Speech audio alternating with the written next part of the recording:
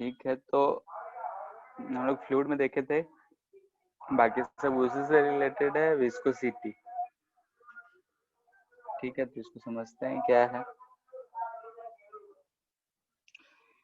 तो जैसे कि हम लोग जानते हैं कि अगर कोई भी एक ब्लॉक है, अगर हम इसको ऐसे सरफेस पे मूव कराएं, ठीक है, नीचे वाला सरफेस मूव करे या रेस्ट में रहे, अगर हम इसको इसकी तरफ के मूव कराते हैं, तो ये दोनों के सरफेस के बीच में हम बोलते हैं कि एक रेजिस्टिव फोर्स लगता है, जिसको हम लोग फ्रिक्शन बोलते हैं। ठीक है, यानी कि अगर हम किसी एक ब्लॉक है, कोई भी एक ब्लॉक है, उसको किसी सरफेस पे मूव कराते हैं, यानी कि दोनों सरफेस के बीच में कोई रिलेटिव मोशन लाते हैं या टेंडेंसी ऑफ रिलेटिव मोशन होता है, तो उन दोनों के बीच में एक रेजिस्टिव फोर्स लगता है, और उस फोर्स को हम लोग बोलते हैं यहाँ पे फ्रिक्शन।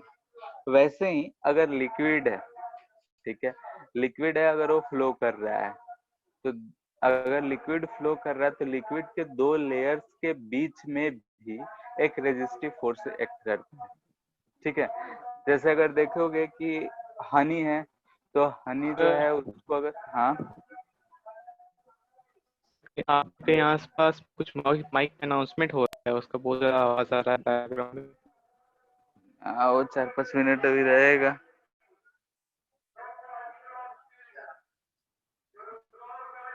ठीक है सर। ज्यादा देर नहीं रहेगा।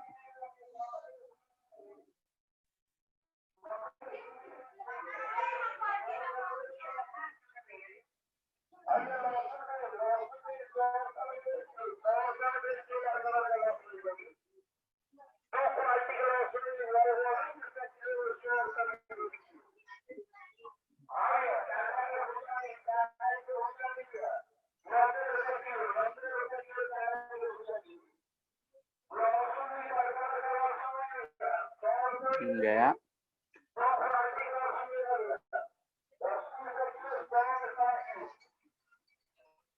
ठीक है, तो हम लोग बात कर रहे थे कि अगर हमारे पास दो सरफेस है, ठीक है, अगर कोई भी ब्लॉक है, किसी सरफेस पे अगर हम इसको कोई वेलोसिटी वी दे देते हैं, मूव कराते हैं, तो इस दोनों सरफेस के बीच में एक रेजिस्टिव फोर्स लगता है। ठीक है, एक रेजिस्टिव फोर्स लगता है, और उस रेजिस्टिव फोर्स को हम लोग बोलते हैं फ्रिक्शनल फोर्स, यानी इनके बीच में एक फ्रिक्शनल फोर्स लगता है। वैसे ही अगर हम लिक्विड सरफेस का बात करें, तो लिक्विड सरफेस के बीच में भी अगर लिक्विड सरफेस मूव करता है, there is a relative tendency of motion, यानी कि जब स्टेडी फ्लो हो या फिर कैसे भी फ्लो हो रहा होता है, तो लेयर्स जो होते हैं लिक्विड के, दो लेयर्स, उनके बीच में भी एक रेजिस्टिव फोर्स लगता है। ठीक है, उसी रेजिस्टिव फोर्स को यहाँ पे हम लोग विस्कोसिटी बोलते हैं।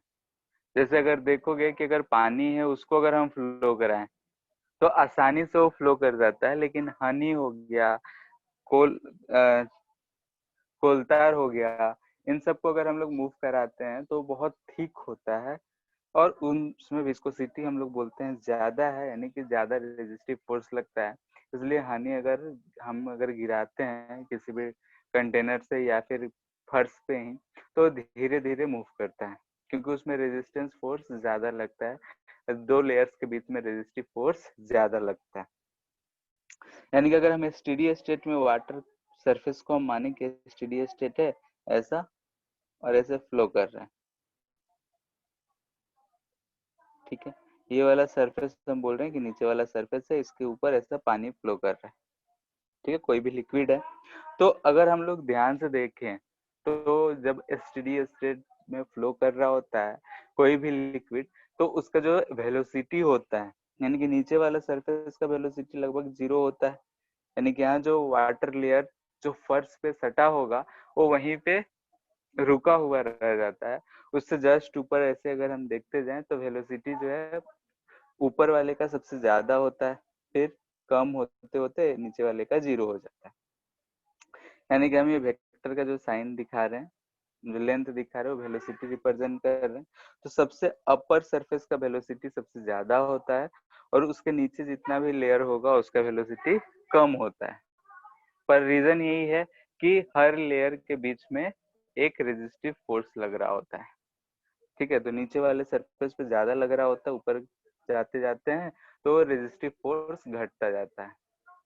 ठीक है, तो विस्कोसिटी एक्चुअली में जो हम कह रहे हैं ये रेजिस्टिव फोर्स ही है, और हम इसको फ्रिक्शन ऑफ लिक्विड बोल सकते हैं। यानी कि अगर दो लिक्विड का सरफेस अगर मूव कर रहा है तो उनके बीच में जो रेजिस्टिव फोर्स एक्ट करता है उस चीज को हम लोग विस्कोसिटी बोले। ठीक है, इस चीज का एक्सपेरिमेंट देखा हुआ है कि अगर स्लोली स्लोली अगर नदी तालाब ये है, कहीं भी पानी बह रहा है धीरे धीरे स्लोली एकदम बोल रहे हैं स्टेडी स्टेट में, अगर हम उसमें कोई भी ऐसा रस्सी या कुछ भी अगर हम उसमें डालते हैं, डुबाते हैं, तो अगर हम पानी में डालते हैं तो ऐसा अगर डूबा हुआ रहता है आधा पार्ट, तो ऐसा ही ये फ्लो कर रहा होता है। इधर वाला पार्ट अंदर वाला थोड़ा नीचे रहता है, ऊपर वाला तेजी से भागता है। ठीक है, हम रखे होते हैं तो सीधा, लेकिन ये इस शेप में हो जाता है।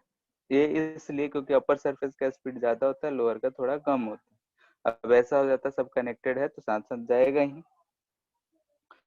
तो रीजन यही कहा जाता है कि अगर जो लेयर्स हैं उनके बीच में दो लेयर है, कोई सा भी दो लेयर अगर मान रहे हैं हम, वाटर का ही या फिर किसी भी लिक्विड का जो रिलेटिव टेंडेंसी रखता है, मूव करना चाहता है, उनके बीच में एक रेजिस्टिव फोर्स एक्ट करता है, और उस रेजिस्टिव फोर्स को हम लोग यहाँ पे विस्कोसिटी नाम देते हैं।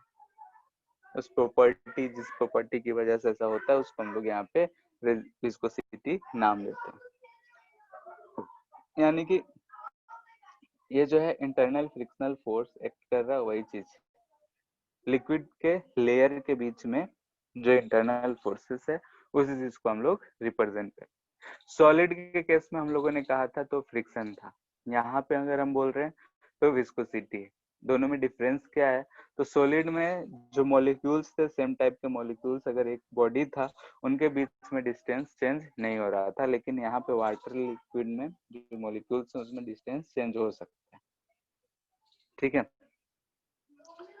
तो अगर इसको डिफाइन करना होगा विस्कोसिटी को, तो हम बोलेंगे property of liquid by virtue of which,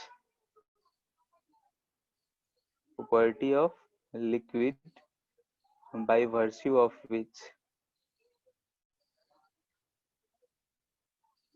it oppose the relative motion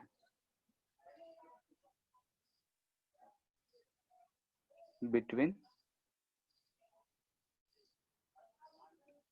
two adjacent layer।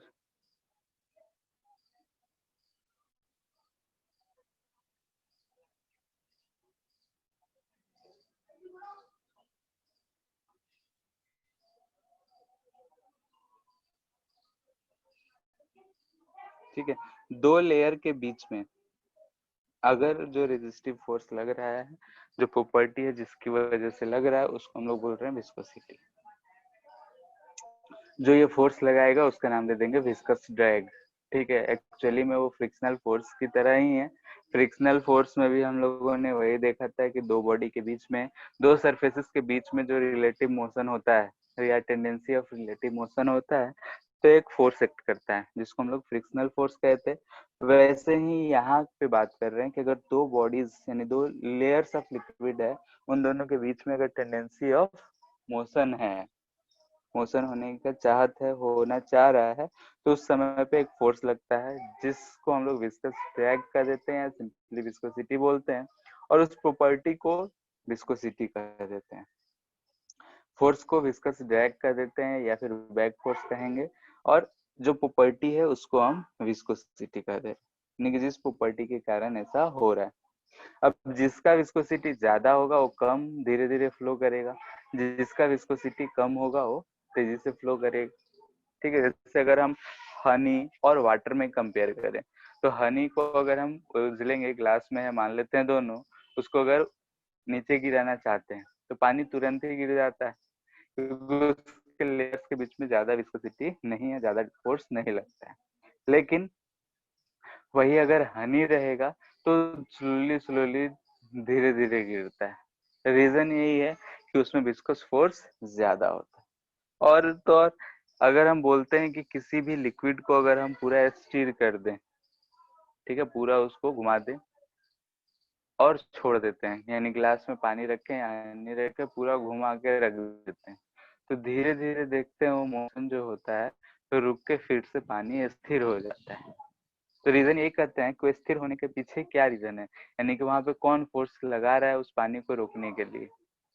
तो बोलते हैं कि स्टिर करे हैं तो जो लेयर्स हैं, दो लिक्विड के लेयर्स हैं, उसमें विस्कस फोर्स लग रहा है और वही फोर्स जो है धीरे धीरे उसको रोकते रोकते रोकते रोकते उस वाटर को स्थिर कर देता है, रेस्ट पिला देता है।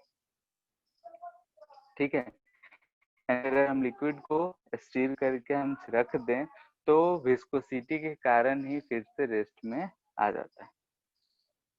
ठीक है, थिकर लिक्विड है तो उसको घुमाना भी हमको बहुत मुश्किल पड़ता है। ठीक है, और अगर वही पानी है तो उसमें अगर डंडा डाल के हम लोग स्टीर करना चाहें तो आसानी से स्टीर कर सकते हैं, लेकिन अगर वही हनी हो, कोलतार हो, तो हम लोग उसमें स्टीर नहीं कर पाएंगे क्योंकि उसमें विस्कोसिटी ज्यादा होता है। ठीक है, और इसी का एग्जाम्पल अगर बोले तो हम लोग देखते हैं कि अगर हम एयर में चल रहे हैं, आसानी से चल ले रहे हैं, वही अगर हम पानी में उतर के चलना शुरू करें तो पानी में चलना हमारे लिए मुश्किल होता है, क्योंकि एयर के कंपैरिजन में वाटर जो होता है वो ज्यादा विस्कस होता है।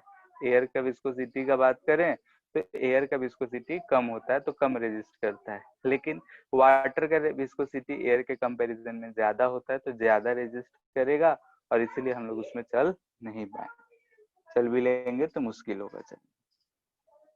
तो ये सब चीजें जो एक्सप्लेन होती हैं विस्कोसिटी से ही एक्सप्लेन होती है। नेक्स्ट है इसी में कि अगर हम फ्लो ऑफ लिक्विड का बात कर रहे हैं, फ्लो ऑफ छोटा सा है जनरल नॉलेज के लिए, इन अ ट्यूब, किसी ट्यूब में अगर हम पानी को फ्लो देखते हैं, ठीक है,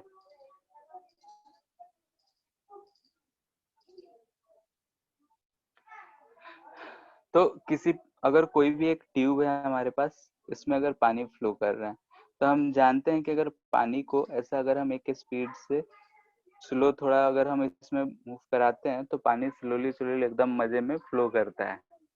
ठीक है, अगर नल से हम पानी चालू करें, एसटीडी फ्लो अगर लें तो ऐसे ही स्थिर होकर पानी फ्लो करता रहता है।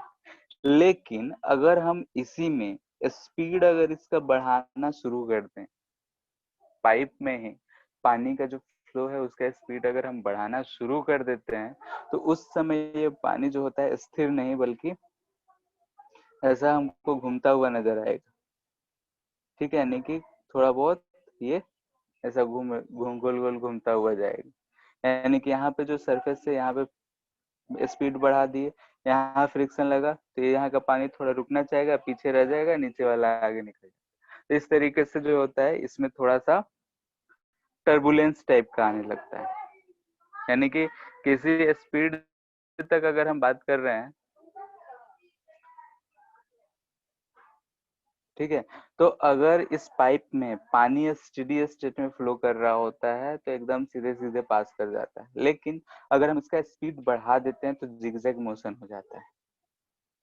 ठीक है, यानी कि एक स्पीड होता है जिसको हम लोग बोलते हैं क्रिटिकल स्पीड, इस स्पीड से कम रहेगा तो हम बोलेंगे स्टेडी स्टेट, यानी कि flow of liquid in tube if speed of flow जो होगा ग्रेटर देन क्रिटिकल हो जाएगा,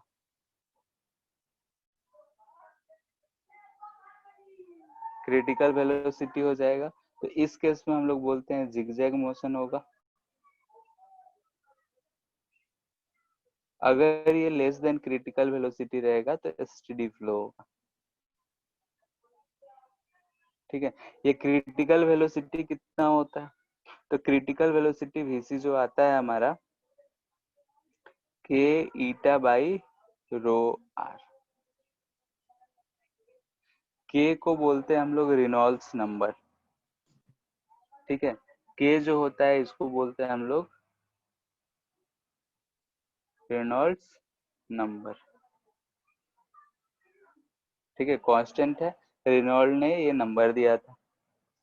ईटा जो है इसको ईटा पढ़ते हैं। ठीक है, कोएफिशिएंट ऑफ विस्कोसिटी। कहाँ से ये फॉर्मूला है उसके बारे में हमको चिंता नहीं करना है। रो जो है डेंसिटी लिक्विड, और आर जो है रेडियस ऑफ ट्यूब, पाइप या जो भी ट्यूब, जिस ट्यूब में अगर पानी फ्लो कर रहा है, तो ये चीजें। तो ये रेनॉल्ड्स नंबर जो है इसके ऊपर भी हम लोग डिसाइड कर सकते हैं कि कितना रेनॉल्ड्स नंबर आता है। तो फॉर वाटर ये जो के का वैल्यू आता है ये 1000 आता है। ठीक है, यानी कि अगर 1000 से ऊपर रहेगा तो के का वैल्यू वाटर के लिए 1000 आता है, यानी कि अगर हम बोलेंगे के इज ग्रेटर देन 1000, ठीक है, अगर 1000 से ज्यादा रहेगा तो जिगजैग होगा। और यूनिट के किसका? रेनॉल्ड्स नंबर का यूनिट। इससे फाइंड करना पड़ेगा, अभी हम नहीं बोल रहे हैं क्योंकि ईटा का भी हम यूनिट नहीं बताएं। ठीक है, ईटा का यूनिट हम आगे बताएंगे। रो आर और भी का तो हम यूनिट जानते हैं, के का यूनिट के लिए हमको ईटा का यूनिट जानना जरूरी है। तो कोएफिशिएंट ऑफ विस्कोसिटी का यूनिट नेक्स्ट टॉपिक में बताएंगे, तब हम के का वैल्यू है रेनॉल्ड्स यूनिट भी पता चल जाएगा। अगर ये लेस देन 1000 होगा तो बोलेंगे एसटीडी है। ठीक है, ये हार्ड एंड फास्ट रूल नहीं है, 1000 से थोड़ा ऊपर नीचे हो सकता है। ठीक है, नैरो ट्यूब अगर रहेगा तो उसके अप्रोक्सीमेटली हम कहेंगे कि 1000। ठीक है, अप्रोक्स वैल्यू है 1000, एकदम एक्यूरेट भी नहीं है, थोड़ा सा ऊपर नीचे चलेगा। ठीक है, लेकिन अगर हम बोल रहे हैं कि के का वैल्यू वाटर के लिए 1000 है, 1000 के आसपास ही आता है, तो अगर इससे ज्यादा है तो जिगजैग होगा, इससे कम है तो एसटीडी होगा। यानी कि के, यानी कि इस रेनॉल्ड्स नंबर को देख के भी हम बता सकते हैं। बाकी जो है क्रिटिकल वैल्यू से हम लोग आसानी से देख सकते हैं। क्रिटिकल वैल्यू के ईटा रो आर होता है। ठीक है, और इससे क्वेश्चन हमको बहुत कम ही दिखा है, बहुत कम ही क्वेश्चन से पूछा जाता है। इस पे एक एक्सप्लेनेशन और है, ठीक है, नोट करके बोलिए। जैसे हम लोग वीसी सब कंडीशंस लिखे थे ना, हाँ जिगजैग स्टडी वाला, हाँ, ये सब कंडीशंस हम लोग वीसी के लिए लिखे थे ना, तो फिर के पे कैसे अप्लाई कर दिए? जैसे इसी से कैलकुलेट करके रेनॉल्ड्स ने ही वाटर के लिए के लिए ये फाइंड करा था।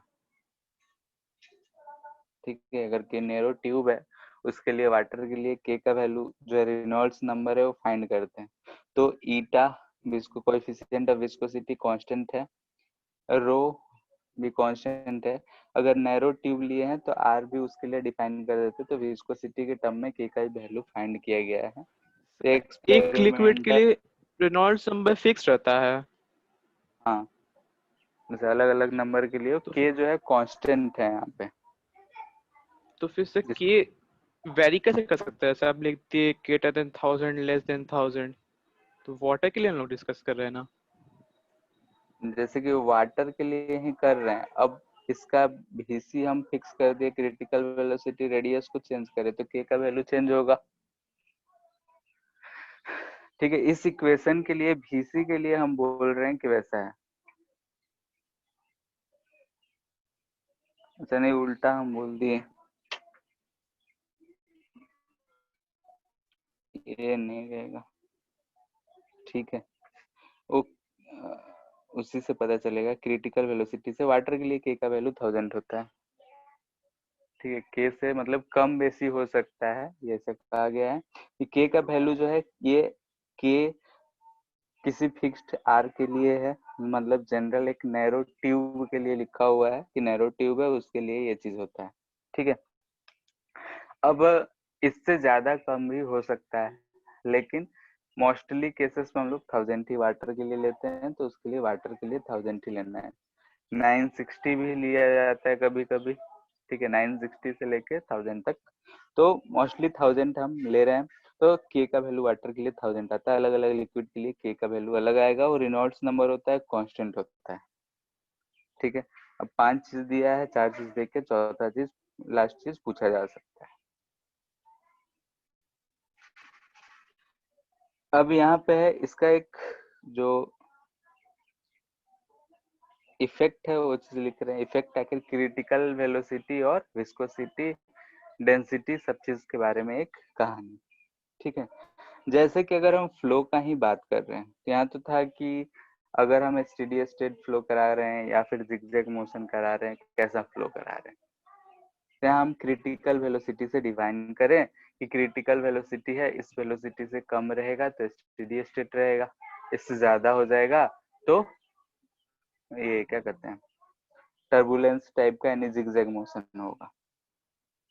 लेकिन जैसे कि अगर हम वोल्केनो इरप्शन का बात करें, ठीक है, अगर वोल्केनो जो है इरप्ट करता है, उस केस में जैसे कि अगर हम देखते हैं तो वहां पे अगर हम देखें क्रिटिकल स्पीड या डेंसिटी किस फैक्टर पे वो स्पीड डिपेंड करता है, तो वैसे केसेस में कहा जाता है कि इरप्शन जो हुआ है, ठीक है, जहाँ पे स्पीड जो है क्रिटिकल से बहुत ज्यादा है, ठीक है, यानी कि वहां का वेलोसिटी जो है क्रिटिकल से बहुत ज्यादा स्पीड है, तो वहां पे हम क्रिटिकल को कंसिडर नहीं करते, वहां पे हम डेंसिटी को कंसिडर करते हैं। यानी कि in case of volcanic eruption,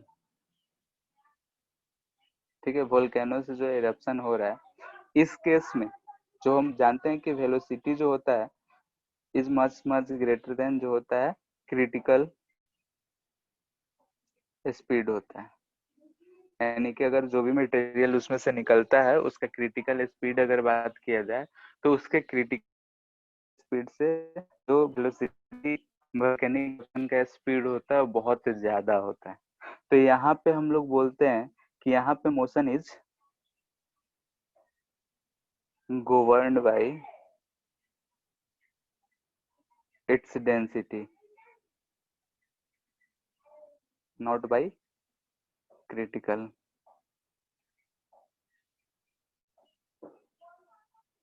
ठीक है, यहाँ पे जो है क्रिटिकल वेलोसिटी से गवर्न नहीं होता है, यहाँ बोलते हैं कि उसके डेंसिटी से गवर्न होता है। ठीक है, यानी कि यहाँ पे डेंसिटी जो होगा इम्पोर्टेंट रोल लेगा, विस्कोसिटी नहीं होगा। यानी क्रिटिकल वेलोसिटी का अगर कंसिडर कर रहे हैं, यानी कि हम बोल रहे हैं कि विस्कोसिटी को हम लेस इम्पोर्टेंट मान, यानी कि विस्कोसिटी इज लेस इम्पोर्टेंट। ठीक है, विस्कोसिटी को हम वहाँ पे लेस इम्पोर्टेंट, क्योंकि वहाँ पे हम जानते हैं कि जो वोल्केनिक इरप्शन होता है उसमें बहुत जो लावा निकलता है बहुत थिक होता है, लेकिन फिर भी उसका स्पीड बहुत ज्यादा होता है। तो अगर हम बोल रहे हैं उसका विस्कोसिटी ज्यादा है तो फिर क्यों उतना स्पीड होता है, तो एक्चुअली में हम देखते हैं कि उसका स्पीड जो होता है क्रिटिकल से बहुत ज्यादा होता है, तो हम इसको नेग्लेक्ट करते हैं और उसको डेंसिटी से उसका जो मूवमेंट होता है स्पीड होता है और डेंसिटी को बर्न करता है, बोलते हैं कि उसका विस्कोसिटी से कोई लेना देना नहीं। ठीक है, यानी कि जो लावा निकलता है वो उस बहुत ज्यादा स्पीड होता है बहुत थिक होने के बाद भी। ठीक है, बहुत थिक है लेकिन फिर भी उसका स्पीड बहुत ज्यादा होता है। बहुत ज्यादा क्यों होता है, तो वो भाई उतना एनर्जी से निकल रहा है इसलिए ज्यादा तो रहेगा ही। तो इस केस में हम लोग बोल रहे हैं कि वहां पे विस्कोसिटी का रोल हम लोग नेग्लेक्ट करते हैं, वहां उसका जो मूवमेंट होगा और डेंसिटी से गवर्न होगा। ठीक है, थ्योरेटिकल है, इसको याद रखना है कि ऐसे केसेस में जहाँ पे लिक्विड का मोशन जो है, मान लेते हैं कोई भी है, उसका क्रिटिकल वेलोसिटी से बहुत ज्यादा है, यानी कि विस्कोसिटी का वहां पे रोल नहीं होगा। लेकिन अगर फ्लो जो है क्रिटिकल से कम है, क्रिटिकल के आसपास है, तो हम लोग उसको जो गवर्न करेंगे विस्कोसिटी गवर्न करता है। जैसे नेचुरली हम लोग पानी बहाते हैं, बाल्टी में पानी बह रहा है या फिर कहीं से भी पानी बह रहा है जनरल लाइफ में, वहां पे जो है विस्कोसिटी को कंसिडर करते हैं। लेकिन ऐसे केसेस में जैसे वोल्केनिक इरप्शन हो गया, उस केसेस में हम लोग विस्कोसिटी के इफेक्ट को नेग्लेक्ट करते हैं। ठीक है, तो ये इंफॉर्मेटिव था, इसको याद रखना है बस। ठीक है, तो हम लोगों ने अभी तक इतना ही देखा कि विस्कोसिटी जो होता है, अगर दो लिक्विड के लेयर्स हैं उनके बीच में अपोजिटिव फोर्स लगता है, और वो अपोजिट फोर्स लगता है उस प्रॉपर्टी को, यानी जो भी लिक्विड है उसका एक प्रॉपर्टी है, उसको हम लोग बोलते हैं विस्कोसिटी। अब जो विस्कोसिटी है तो कुछ ना कुछ अपोजिट फोर्स लग रहा होगा, तो वही फोर्स अब कैलकुलेट करेंगे, यानी बोल रहे हैं विस्कस ड्रैग के बारे में।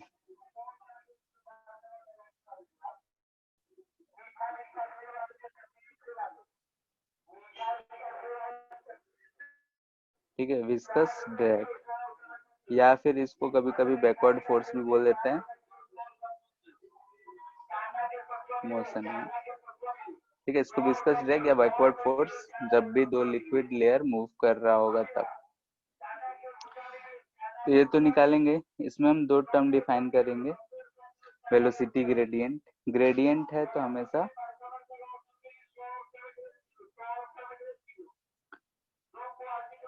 ग्रेडियंट टर्म पहले कभी हम लोग को मिला है क्या? No sir. ठीक है,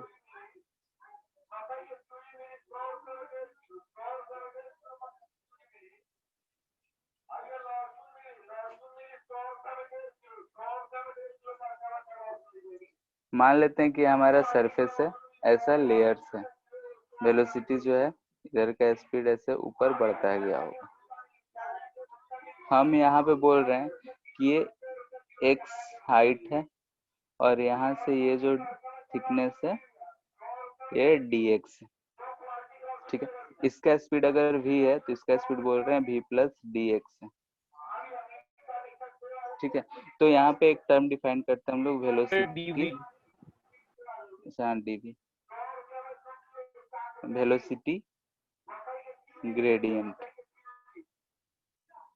कहीं भी अगर ग्रेडियंट शब्द आए तो समझना कि नीचे लेंथ ही होगा। ठीक है, जैसे कि रेट ऑफ नीचे टाइम रहता है, वैसे ही ग्रेडियंट रहेगा, तो ग्रेडियंट रहेगा तो नीचे लेंथ या dx ऐसा कुछ रहेगा। तो वेलोसिटी ग्रेडियंट हम लोग डिफाइन करते हैं ये dv बाई dx। ठीक है, rate of change in velocity with distance. ठीक है, कहीं भी अगर ग्रेडियंट मिले आगे तो नीचे dx रहेगा, dx dl कुछ भी रहे, लेंथ वाला टर्म ही रहेगा। ठीक है, इस बात का ध्यान रखना है।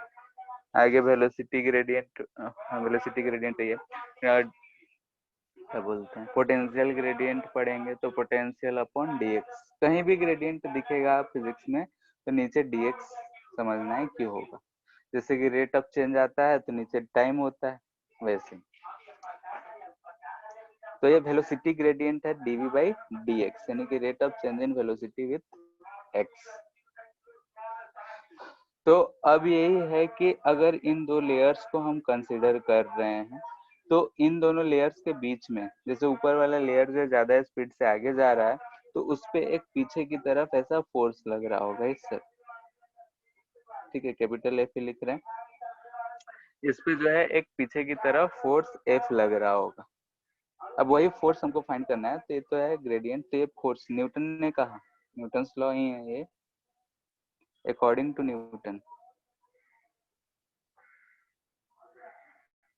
ये जो फोर्स है is directly proportional to velocity gradient and directly proportional to area.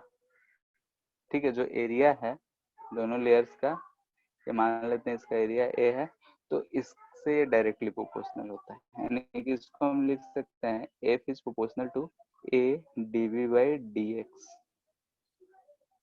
ठीक है, प्रोपोर्शनल है तो कांस्टेंट आएगा, तो यहीं से वो जो कांस्टेंट आता है minus eta A dv by d x. Minus sign इसलिए लगा रहे हैं क्योंकि फोर्स जो है वेलोसिटी के अपोजिट डायरेक्शन। ठीक है, निगेटिव क्यों है, तो force is opposite to velocity. ठीक है, वेलोसिटी के डायरेक्शन से अपोजिट डायरेक्शन में। ईटा क्या है यहाँ पे, ईटा को हम बोल रहे हैं कि कोएफिशिएंट ऑफ विस्कोसिटी है।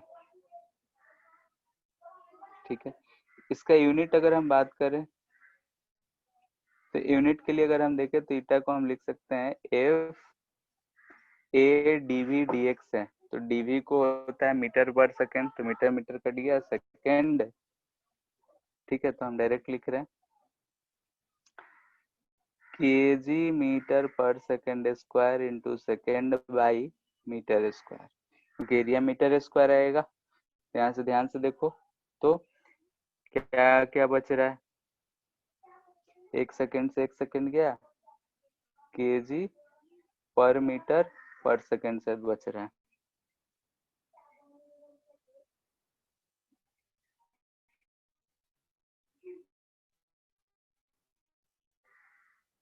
यही बच रहा है, ठीक है। केजी एक मीटर से एक मीटर गया, एक सेकेंड, ठीक है, यही बचेगा केजी पर मीटर पर सेकेंड, ये इसका यूनिट हो गया।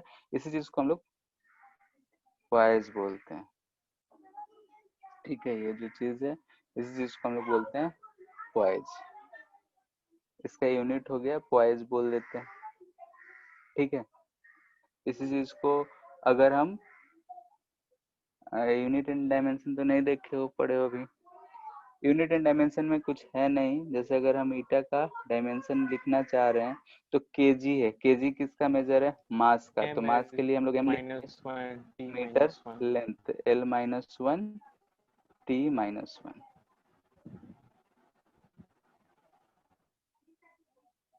ठीक है। अगर ये चीज जो हम लिख रहे हैं इसको हम बोलते हैं, इस टर्म में लिखते हैं तो डाइन सेकेंड पर सेंटीमीटर, ठीक है। ये सीजीएस यूनिट है, ठीक है। ये ऐसे यूनिट, इसी से एक और यूनिट यूज कर लिया जाता है डेका पोएज।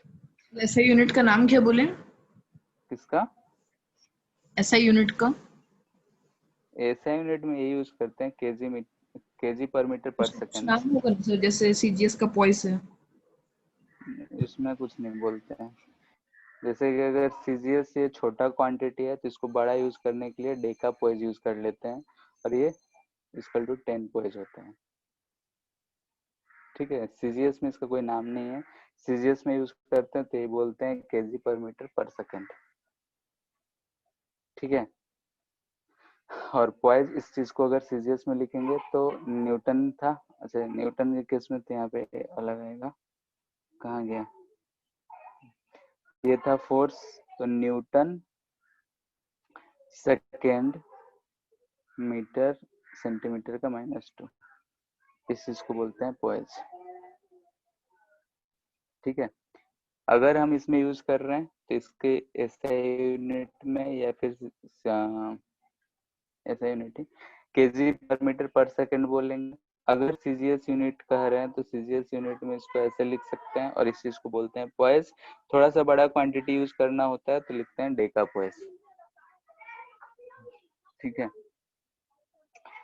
डायमेंशनल फॉर्मूला लिखना हो तो ईटा का आ जाएगा M L minus one T minus one, ठीक है। तो फोर्स हमको कितना मिला, F equal to minus eta A dv by d x, negative sign represent कर रहा है कि ये वेलोसिटी को अपोज कर रहा होगा ये। तो यहाँ पे जब इतना कुछ पढ़ लिया तो थोड़ा सा हम फ्रिक्शन से कंपेयर कर लेते हैं, यानी कि similarities between friction and viscous drag, क्या क्या सिमिलरिटी है बताओ,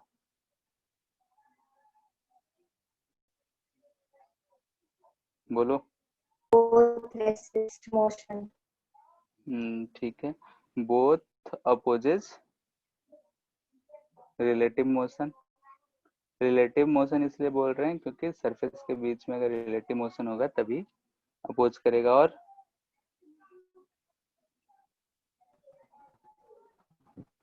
कोएफिशिएंट रहता है दोनों का फॉर्मूला में, यहाँ पे कोएफिशिएंट ऑफ विस्कोसिटी और कोएफिशिएंट ऑफ फ्रिक्शन था। ये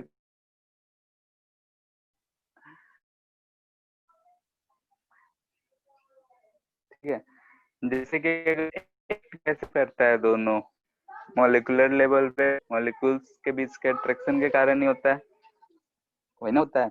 वहां पे भी पढ़े थे कि अगर दो सरफेसेस है तो उनके बीच में जो है मॉलिक्यूलर अट्रैक्शन होता है, बॉन्ड उस फॉर्म वजह से। होता है। हाँ, तो हम बोल सकते हैं both are due to molecular attraction।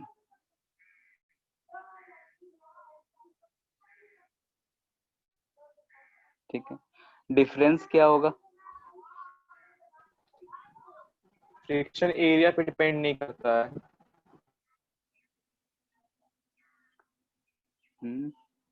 और फ्रिक्शन दर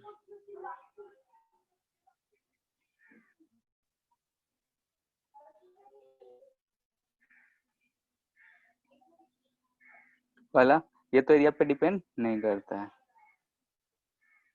ठीक है, ये डिपेंड करता है,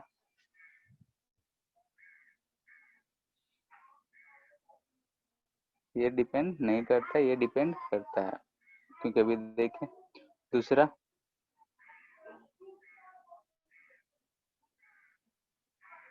फॉर्मूला से नहीं दिख रहा है एक, वहां पे फॉर्मूला क्या लिखते थे हम लोग?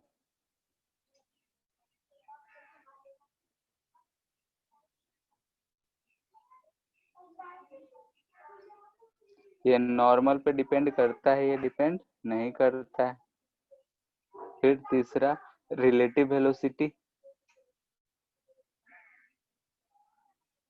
ठीक है, ये रिलेटिव वेलोसिटी पे डिपेंड नहीं करता है, ये डिपेंड करता है। मूव कर रहा है तो कितना भी वेलोसिटी से मूव कर, उससे फ्रिक्शन का कोई लेना देना नहीं था, लेकिन यहाँ पे लेना देना है, डेल्टा वी आ रहा है, यानी कोई रिलेटिव वेलोसिटी ही है।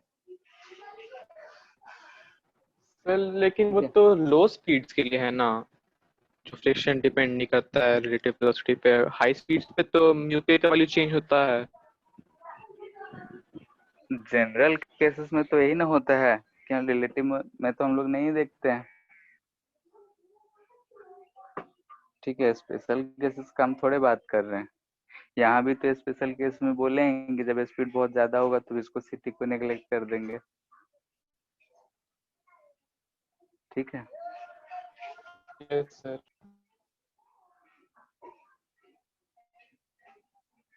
ठीक है। विस्कोसिटी का अगर रोल देखा जाए तो बहुत जगह लुब्रिकेंट्स हम लोग यूज करते हैं। ठीक है, चक्का, अगर गाड़ी का चक्का होता है तो उसमें लुब्रिकेंट, जहाँ भी रोटेशनल होता है वहां पे लुब्रिकेंट हम लोग लगाते हैं।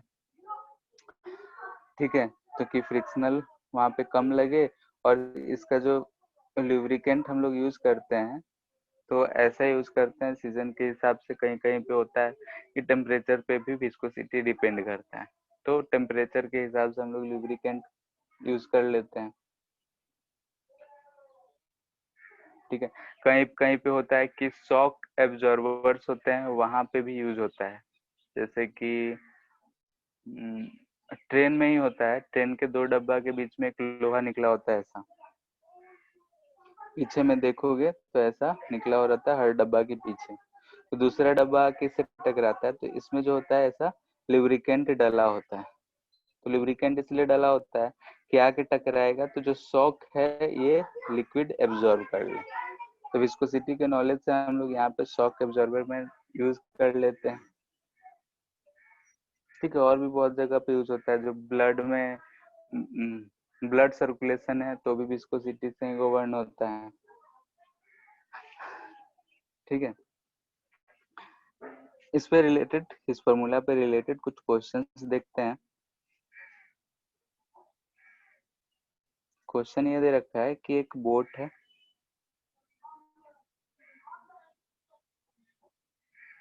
ऐसा पानी में चल रहा है, ये डिस्टेंस डी दे रखा है, यानी कि सरफेस से बॉटम सरफेस, यहाँ से ये पानी है सबने भरा हुआ, ये बोट है।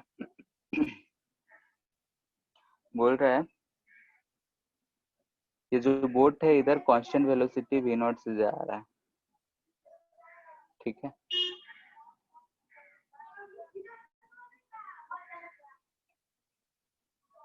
आदमी जो है इससे रो कर रहा है, तो रो करने के लिए इसको आगे जाना है तो पानी को ये पीछे की तरफ धक्का देगा, तो इस पे एक आगे की तरफ फोर्स लगेगा, ठीक है, यानी कि इधर की तरफ Ft कुछ लगा रहा होगा। तो find the force required to, बोल रहा है कि find the force required to row the boat with constant velocity. ठीक है, अगर हम लोग नाव पे चढ़ते हैं तो नाव को आगे ले जाना है तो हम पीछे चप्पू से पानी को धक्का देते हैं और आगे की तरफ बढ़ते हैं। अब आगे बढ़ रहे हैं, यानी कि हम जो फोर्स लगाए न्यूटन थर्ड लॉ से बोट पे, वो आगे की तरफ फोर्स लग रहा है। तो यही फोर्स हमको पता करना है कि फोर्स कितना लग रहा होगा। क्वेश्चन क्लियर है?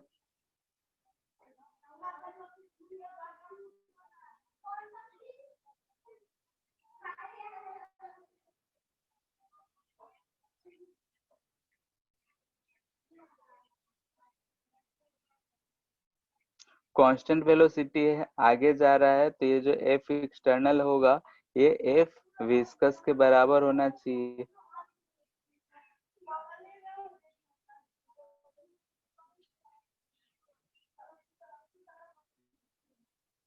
हमको यहाँ पे दूसरा लेयर नहीं दिया है तो हम इसी लेयर को देखेंगे। यहाँ से अगर देखेंगे तो फोर्स कितना होगा, मैग्नीट्यूड लिख रहे हैं तो हो जाएगा ईटा इनटू डेल्टा भी आएगा वी नॉट बाई डी। कितना फोर्स लग रहा होगा। एरिया सर डी कैसे आया सर वहाँ पे? हम इस सरफेस और इस सरफेस के बीच का डिफरेंस ले लिए, तो इसका तो जो कांटेक्ट में होता है इसका वेलोसिटी कितना होगा, 0। सर ठीक है, और ये जो सरफेस है ये भी से जा रहा है तो ये इस सरफेस पे ये भी भी नॉट से ही जा रहा होगा। यस इस सर। तरीके से सेम ऐसा ही क्वेश्चन है। ऐसे से क्वेश्चन बहुत इजी क्वेश्चन रहता है इस पे। 30 डिग्री यहाँ पे एक ब्लॉक है, ठीक है, और इन दोनों के बीच में ऐसा ये वायल है, ठीक है, सरफेस पे ये वायल है।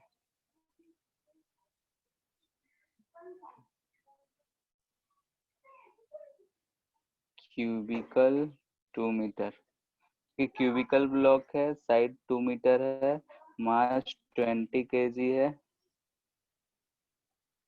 ईटा जो दे रखा है 10⁻⁻1 पोइज।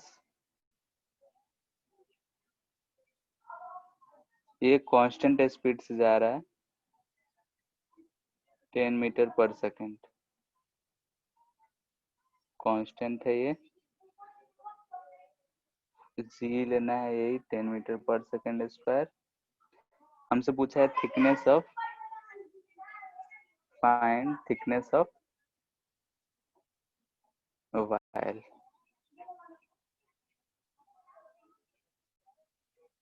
ठीक है, जो वायल है उसका थिकनेस क्या है,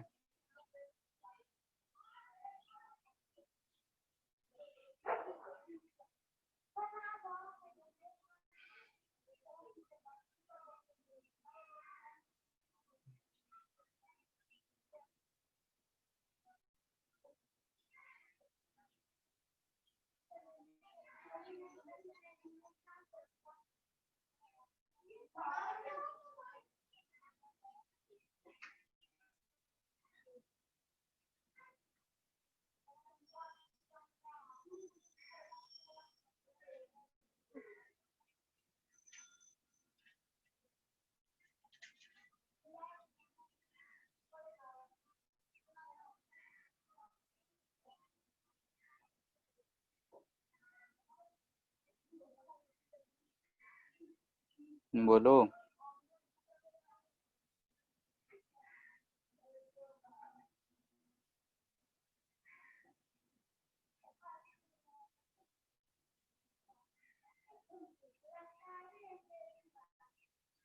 कांस्टेंट स्पीड है तो F equal to M G sine theta होगा, ठीक है, और ये किसके बराबर हो जाएगा, तो ईटा ए डीवी तो हो जाएगा हमारा कितना, वी नॉट यानी कि 10/h।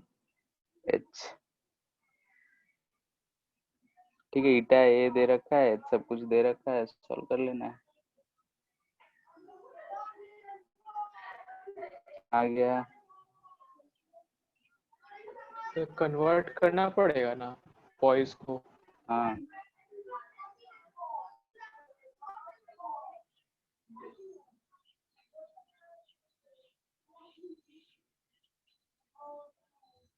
न्यूटन में करेंगे तो इतना आ जाएगा, इसको पुट करना पड़ेगा।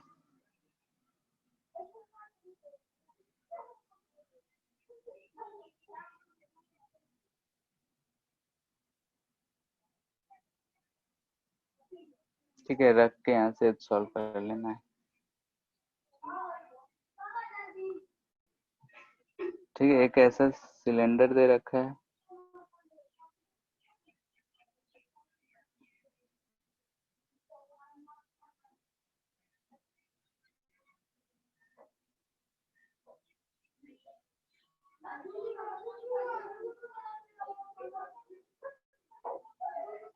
ठीक है, ऐसा सिलेंडर है, ये बीच में जो है सॉलिड है। ठीक है, सॉलिड है, ऐसा एक्सिस है। इसके अबाउट हम ओमेगा नॉट से घुमा रहे हैं, और इस पार्ट में, ये जो पार्ट है इसमें लिक्विड है, लिक्विड है, और ईटा इसका कोएफिशिएंट ऑफ विस्कोसिटी है। इसका टॉप व्यू अगर देखेंगे तो ऐसा दिखेगा। ठीक है, ये लिक्विड हो गया।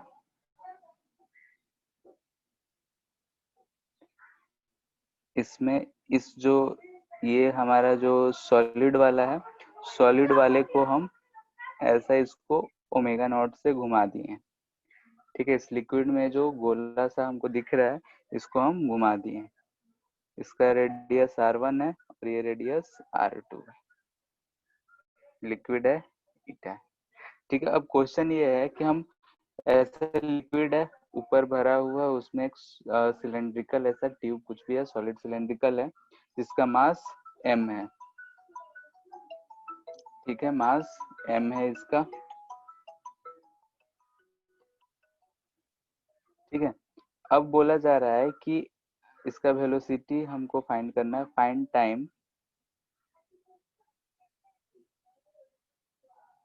Find time after which velocity becomes omega naught by 2, यानी कि आधा हो जाए उस समय का टाइम फाइंड करना है।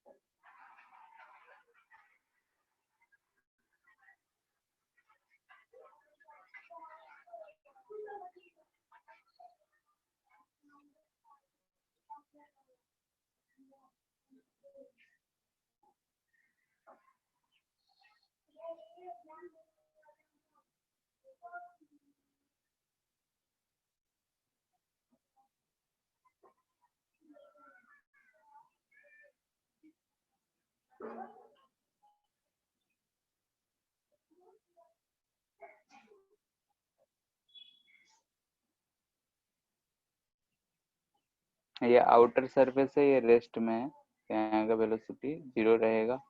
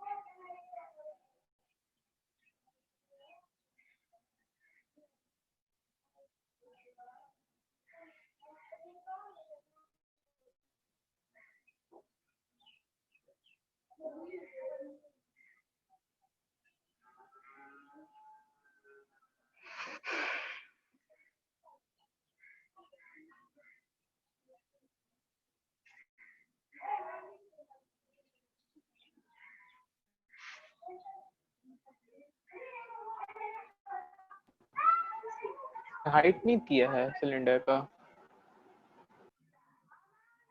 Height L.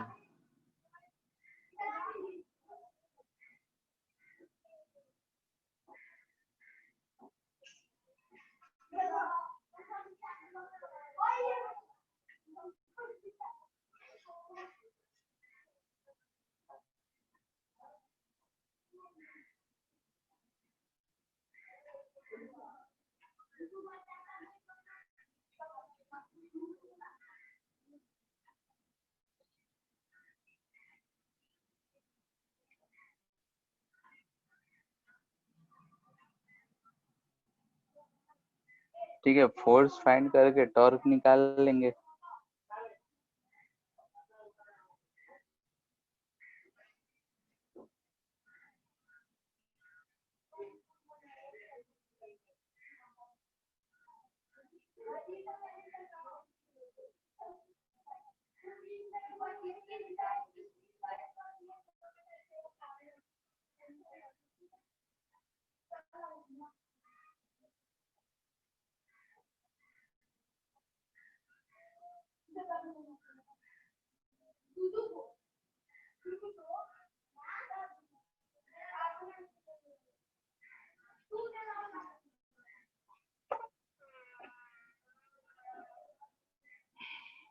ठीक है, इस सरफेस का अगर हम फोर्स लिखना चाहें तो फोर्स का इक्वेशन क्या आएगा?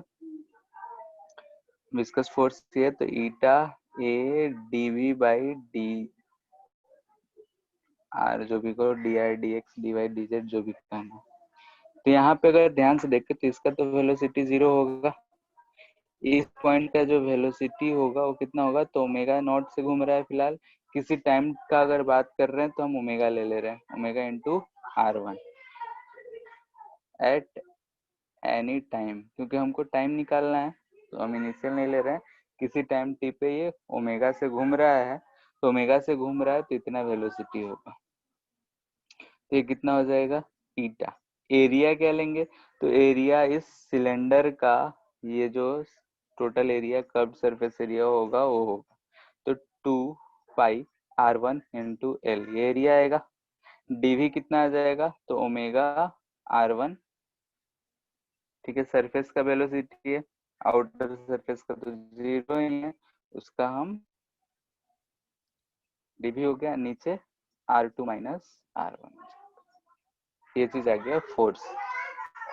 फोर्स पता चल गया तो टॉर्क हम लिख सकते हैं। टॉर्क कितना? तो R1 दूरी पे लिख रहे हैं, F into R1।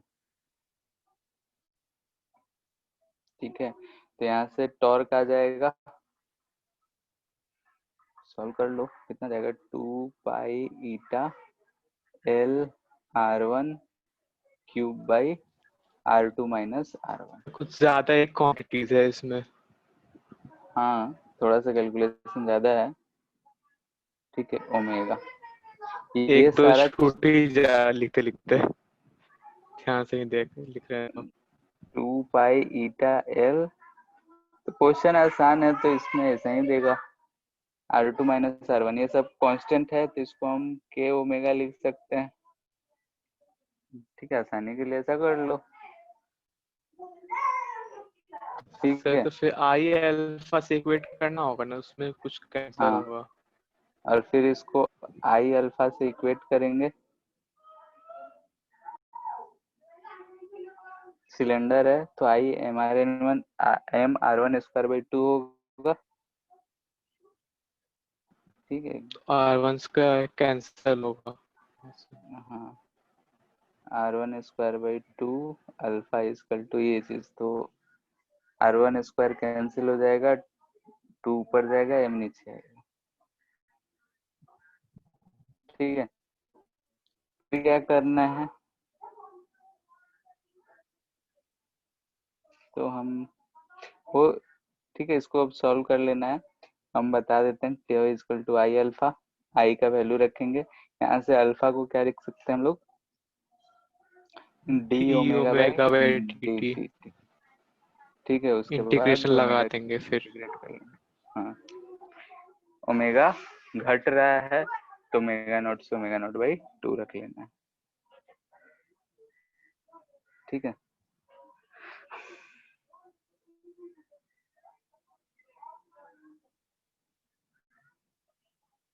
Effect of temperature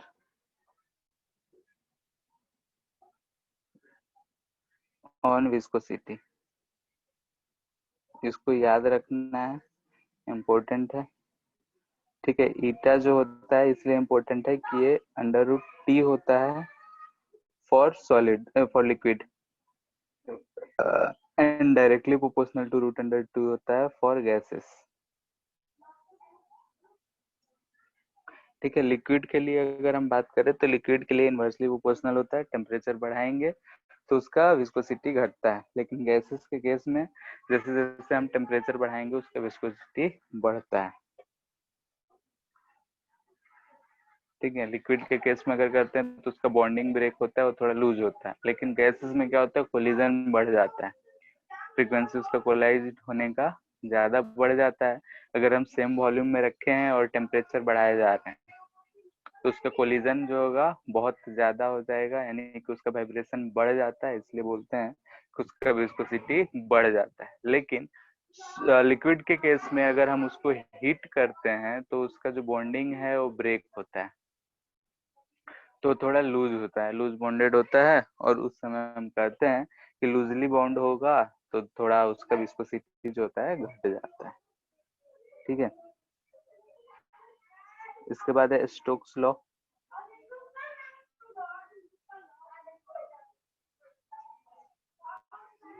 ठीक है, स्टोक्स लॉ क्या कहते हैं कि अगर हम किसी स्फीयर को, जैसे कि अगर पानी ही है, अगर देखे होगे, खुद भी ऑब्जर्व किए होगे कभी, कि अगर हम ये बाल्टी भर पानी है, ठीक है, ज्यादा अगर गहरा हो तो ज्यादा अच्छा से होता है।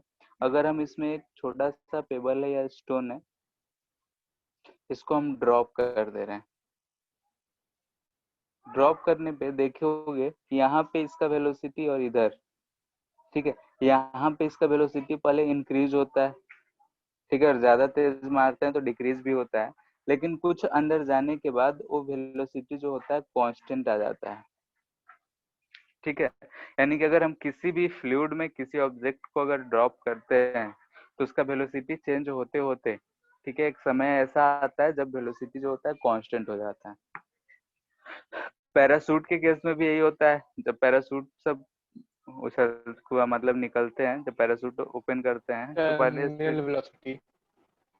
हाँ, ठीक है, तो जब नीचे जाने लगते हैं तो एक वेलोसिटी जो होता है कांस्टेंट आ जाता है, और इस वेलोसिटी को हम लोग जब कांस्टेंट हो जाता है तो बोलते हैं टर्मिनल वेलोसिटी। ठीक है, तो टर्मिनल वेलोसिटी इसको बोलते हैं।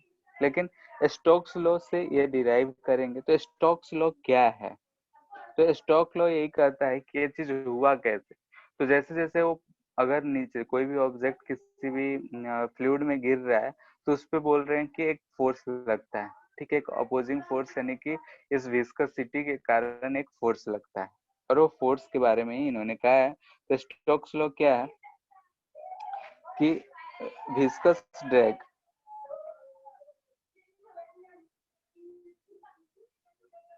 इन ठीक है, किसी अगर बॉडी का बात करें तो कैसे लिख सकते हैं, viscous drag on a spherical body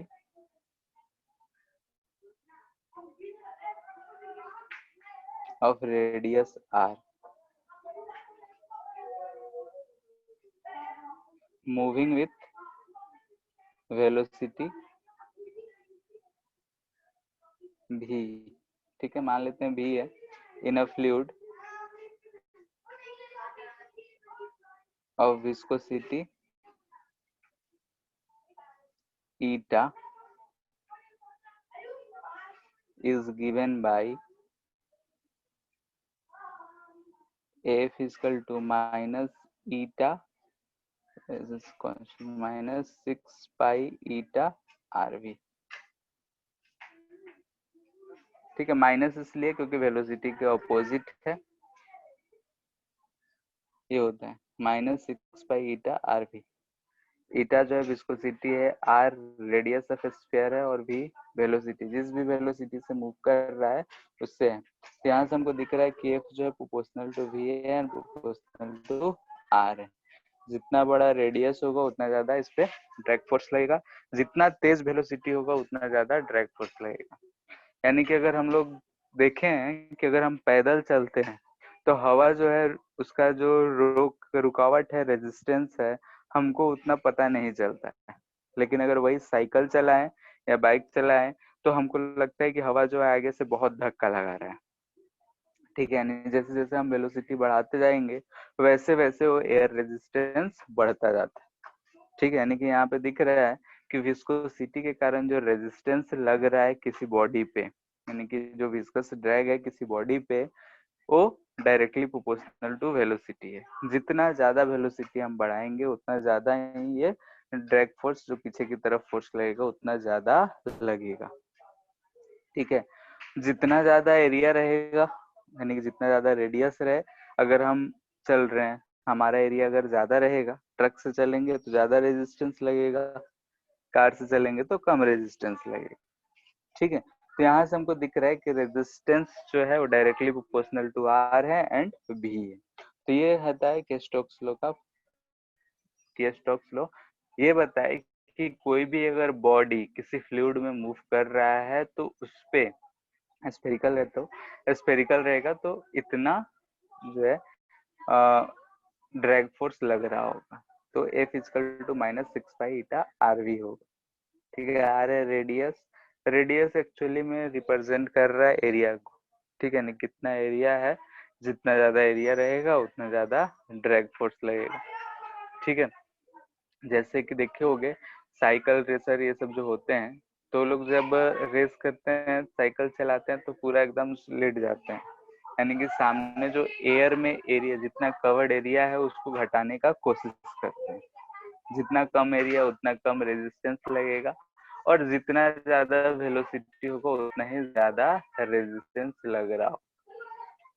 ठीक है, तो ये चीज है स्टोक्स लॉ। अब स्टोक्स लॉ ही कहता से हम लोग प्रूव कर सकते हैं कि टर्मिनल वेलोसिटी कितना है।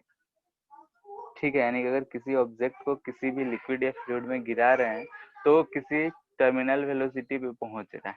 टर्मिनल वेलोसिटी यानी कांस्टेंट वेलोसिटी पे पहुंच रहा है। तो कांस्टेंट हो कैसे रहा है, तो उस पे जो नेट फोर्स होगा वो बैलेंस हो गया होगा। तो इसी चीज को आप देख रहे हैं यहाँ पे, इस चीज को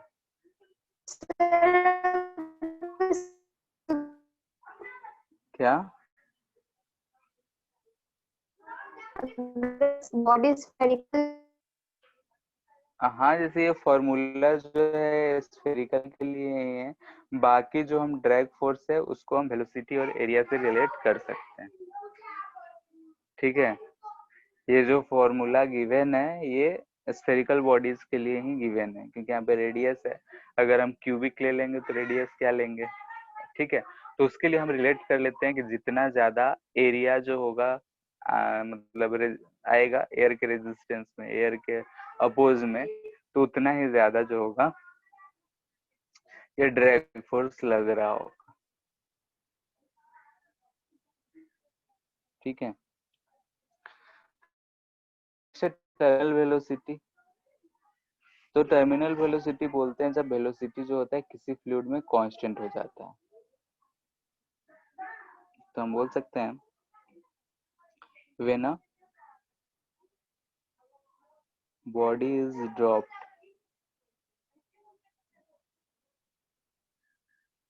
इन अ विस्कस फ्लूइड। ठीक है, हम लोग अभी तक जितने भी केसेस पढ़े थे फ्लूइड में उस सब में विस्कस को नेग्लेक्ट किए थे, और जब तक कहा ना जाए तब तक नेग्लेक्ट ही करके क्वेश्चंस को करना है।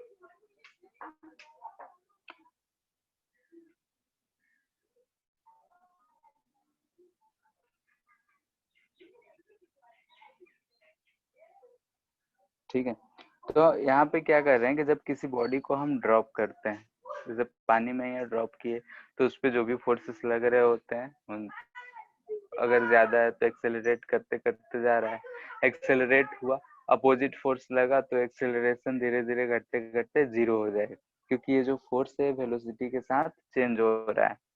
जैसे जैसे वेलोसिटी बढ़ रहा होगा वैसे वैसे ये फोर्स भी अपोजिंग फोर्स बढ़ता जा रहा होगा। तो जो ड्राइविंग फोर्स होगा पहले से जो उस पर एक्ट कर रहा होगा उसको कम करते करते जब ये एक्सेलरेशन जीरो हो जा रहा है, यानी कि जीरो होने का मतलब नेट फोर्स जीरो हो जाना। जब नेट फोर्स जीरो हो जा रहा है तो एक कांस्टेंट स्पीड से मूव करने लगेगा, और कांस्टेंट स्पीड को हम लोग बोलते हैं टर्मिनल वेलोसिटी। उस जो कांस्टेंट स्पीड होगा उसको बोलेंगे टर्मिनल वेलोसिटी। तो जैसे कि अगर हमारे पास ये एक बॉडी है, ठीक है, पानी में अगर गिर रहा है तो इस पे नीचे की तरफ फोर्स लग रहा होगा mg, ऊपर की तरफ एक फोर्स लग रहा होगा फोर्स ऑफ बायोन्सी। अगर ये किसी टाइम पे मान लेते हैं कि v वेलोसिटी से जा रहा है और ये कांस्टेंट स्पीड है, ये हम बोल रहे हैं कि ये टर्मिनल स्पीड है, कांस्टेंट है, तो ये इस समय पे इस पे एक ऊपर की तरफ फोर्स लग रहा होगा ड्रैग फोर्स, जो कि ये 6 पाई थीटा आरवी होगा। ठीक है, फोर्स ऑफ बायोन्सी कितना होता है, तो डेंसिटी ऑफ लिक्विड, ठीक है, density of liquid F equal to volume जो भी इसका होगा इनटू रो Vg। इसको हम क्या लिख सकते हैं, density of solid into Vg। ठीक है, तो V इक्वल टू कांस्टेंट है, यानी कि एफ नेट जो होगा वो जीरो होगा। इसका मतलब ये हुआ कि 6 पाई ईटा आर भी, अच्छा दो दो भी हो गया, तो इसको हम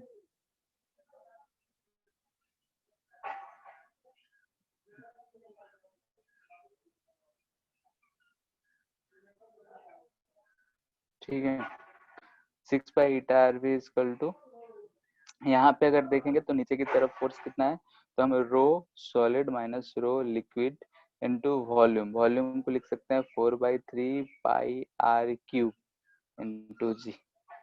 हमको भी फाइंड करना है, तो स्पीड कितना हो जाएगा, ध्यान से देखो, तो 2/9 पाई से पाई गया, एक आर से एक आर चला जाएगा, तो rho S minus rho L R square G by eta. ठीक है, 2 2 कट जाएगा तो 9 बचेगा,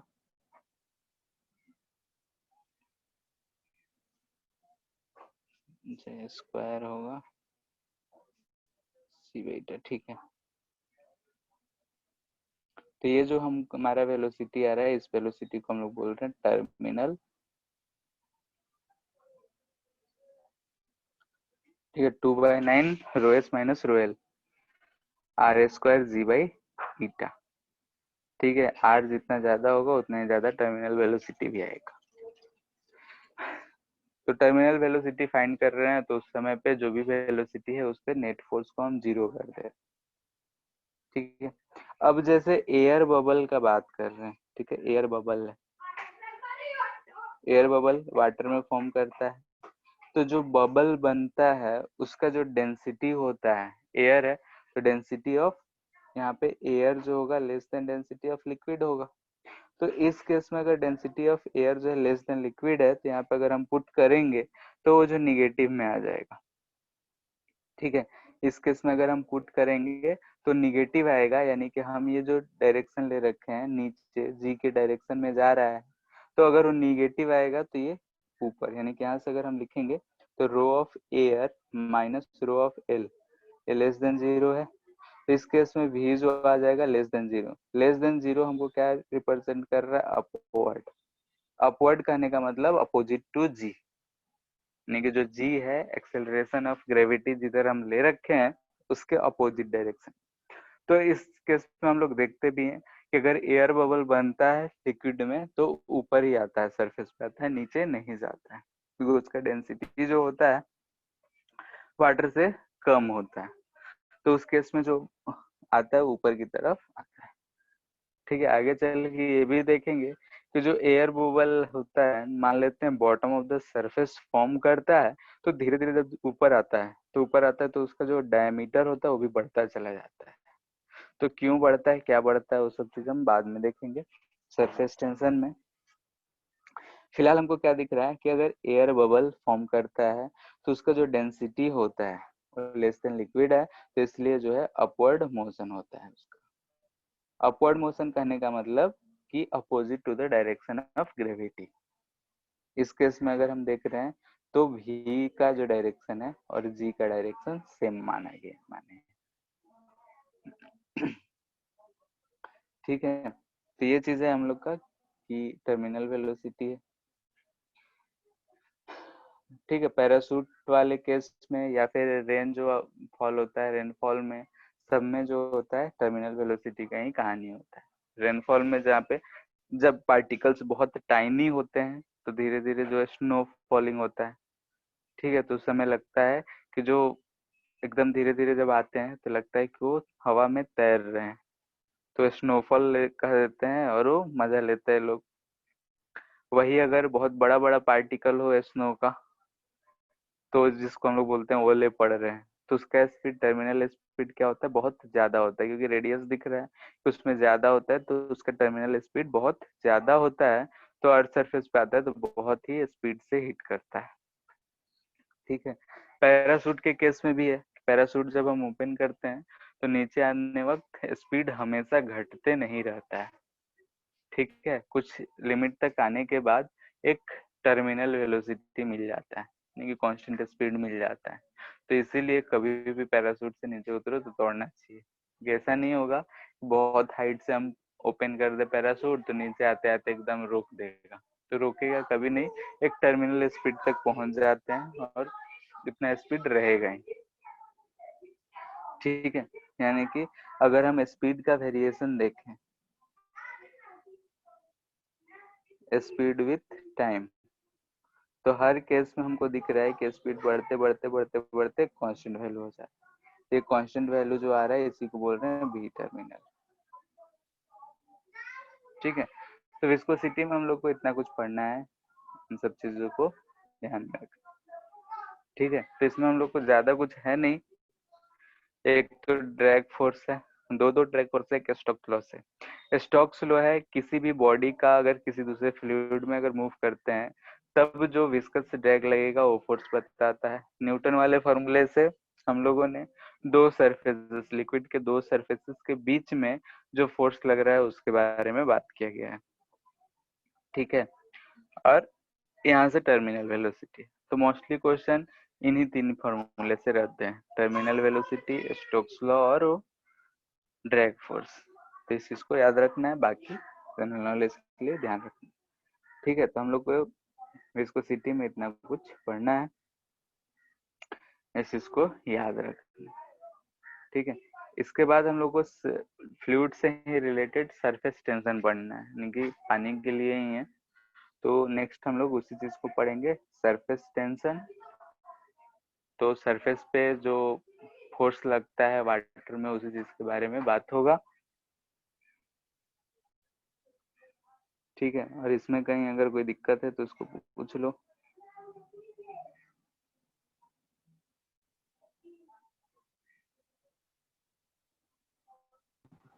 सही है। इसी में कौन सा चैप्टर मिलेगा?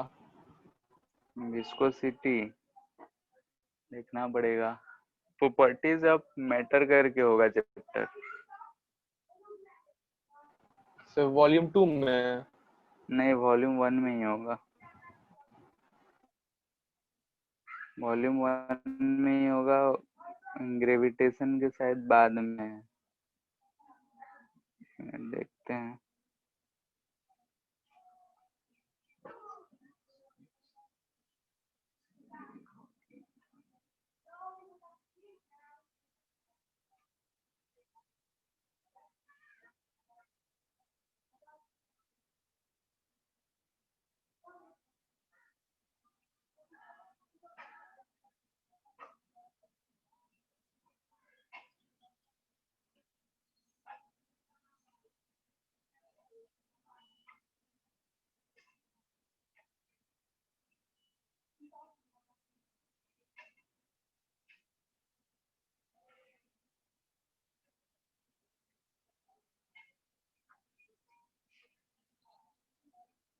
ठीक है, चैप्टर नंबर 14 में है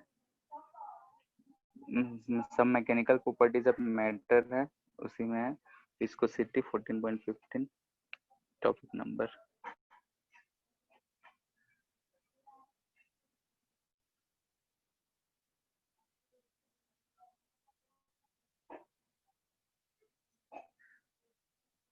ठीक है, तो नेक्स्ट क्लास में उसी में सरफेस टेंशन दे रखा है, तो सरफेस टेंशन को खत्म कर लेंगे, फिर इलास्टिसिटी ऊपर वाला पार्ट। ठीक है, तो चैप्टर नंबर 14 हम लोग का खत्म हो जाएगा। इसमें जो सीक्वेंस दिया है उसका उल्टा पढ़ रहे हैं।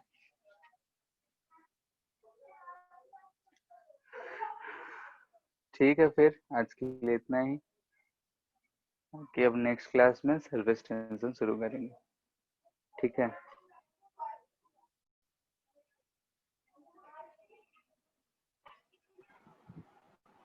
Thank you sir. Thank you. you, sir. Thank you to